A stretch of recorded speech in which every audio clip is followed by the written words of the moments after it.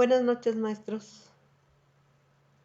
Hoy les voy a hablar acerca de las estrategias de enseñanza de Frida Díaz Barriga como parte de la bibliografía del dominio 1, una maestra, un maestro que asume su quehacer profesional con apego a los principios filosóficos, éticos y legales de la educación mexicana.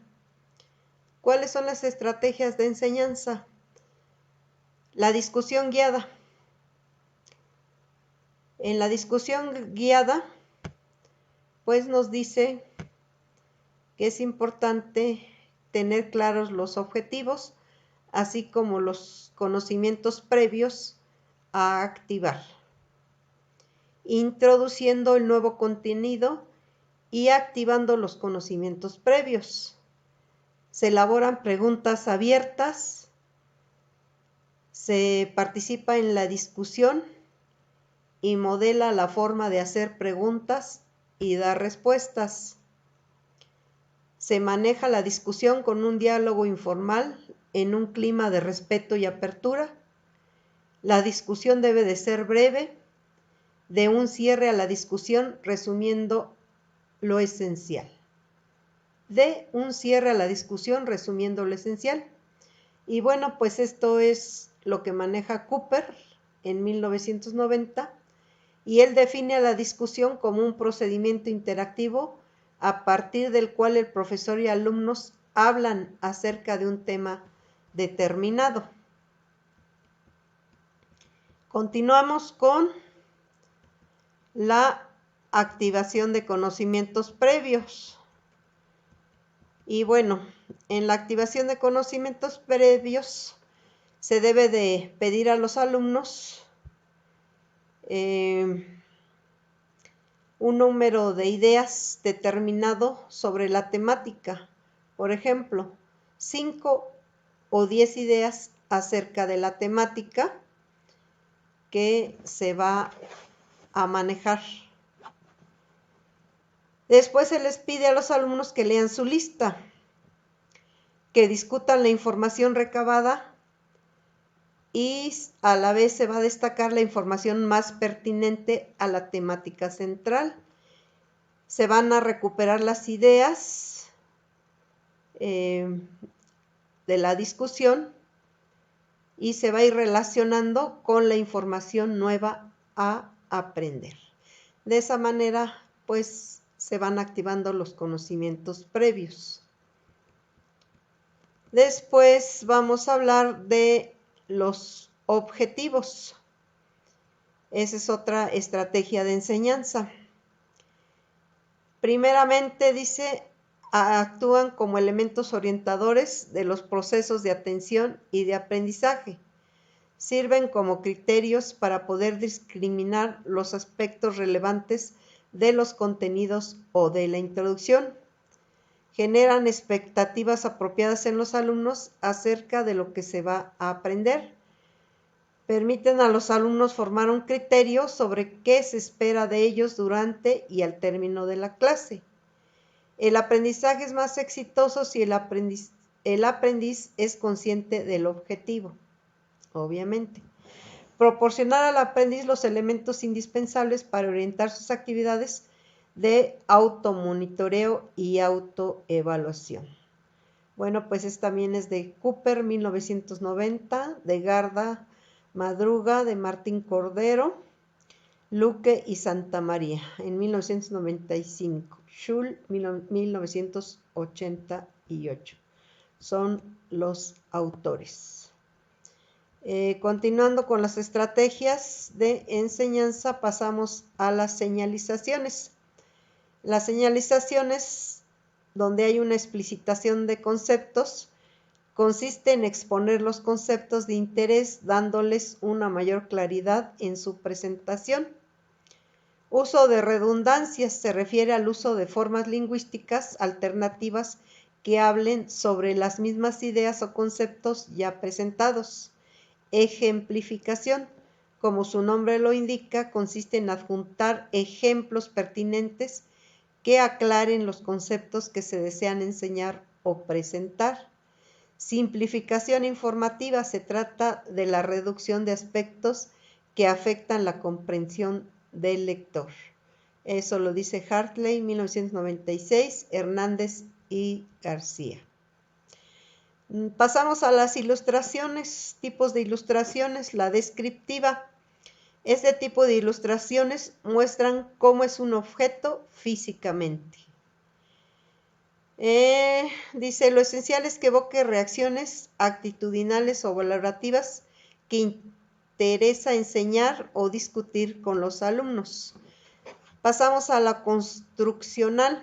Estas ilustraciones resultan muy útiles cuando se busca explicar los componentes o elementos de una totalidad. Pasamos a las ilustraciones de tipo funcional. Son las que describen visualmente las distintas interrelaciones o funciones existentes entre las partes de un objeto o sistema.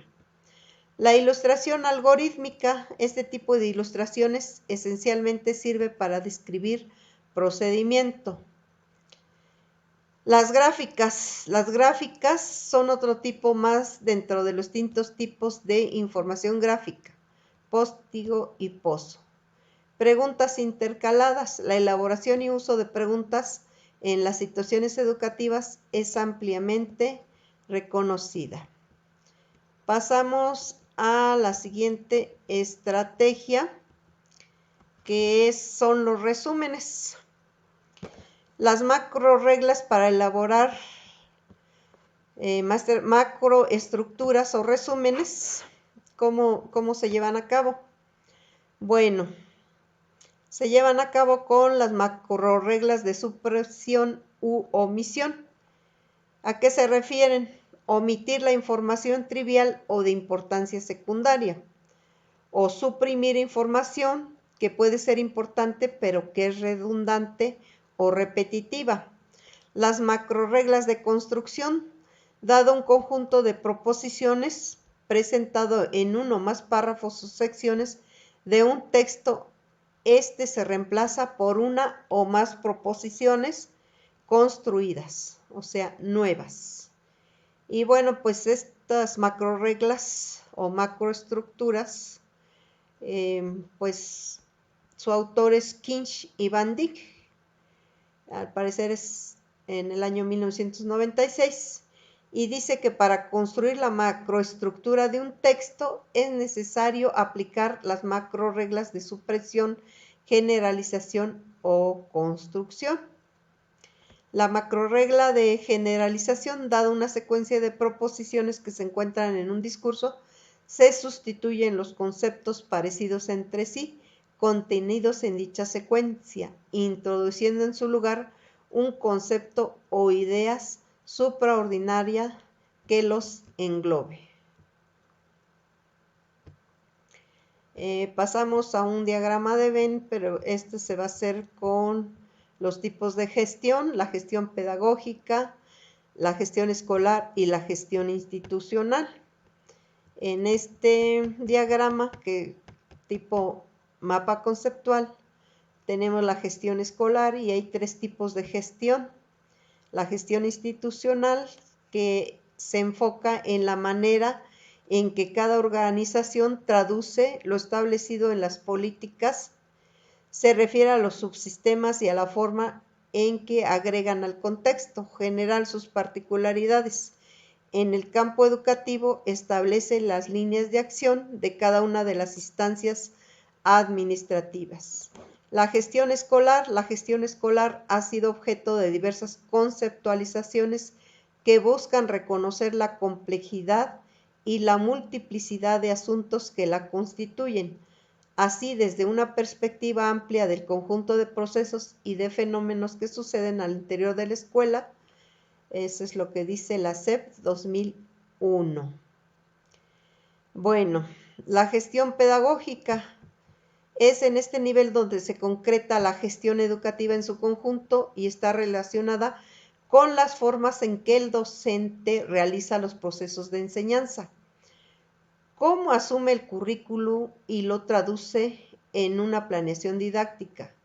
¿Cómo lo evalúa? Y además la manera de interactuar con sus alumnos y con los padres de familia para garantizar el aprendizaje de los primeros. Y bueno, pues hasta aquí son las estrategias de enseñanza de Frida Díaz Barriga. Y bueno, pues algo que me llamó mucho la atención son los 10 mandamientos de aprendizaje, tomado de Pozo 1994 en la página 341. Y bueno, pues él habla de estos 10 mandamientos y dice, número 1, partirás de sus intereses y motivos. Número 2, partirás de sus conocimientos previos.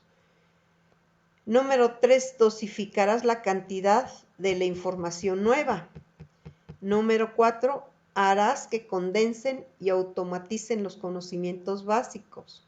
Número 5, diversificarás las tareas y aprendizajes. Número 6, diseñarás situaciones de aprendizaje para su recuperación. Número 7, organizarás y conectarás unos aprendizajes con otros. Número 8, promoverás la reflexión sobre sus conocimientos. Número 9, plantearás tareas abiertas y fomentarás la cooperación. Y por último, el 10, instruirás en la planificación y organización del propio aprendizaje. Bueno, pues estas son las estrategias de enseñanza. Y pues eso es todo por mi parte. Que pasen, pues, buenas noches. Gracias.